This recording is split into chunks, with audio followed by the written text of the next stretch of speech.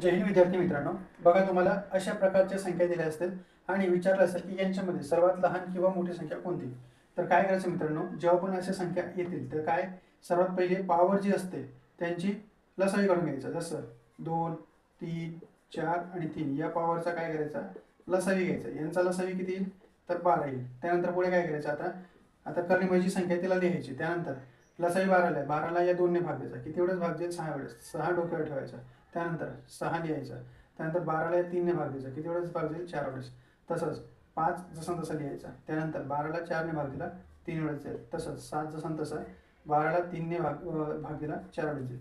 आता यांचे घातांक किती येतात, जसं 3चा 6वा घात 729, 6चा चौथा घात काय येतो मित्रांनो 1296, 5चा तिसरा घात काय येतो 125, 7चा चौथा घात येतो 2401. आता बघा यांच्यामध्ये सर्वात लहान संख्या कुठली तर 125, याचा अर्थ ही संख्या लहान असेल.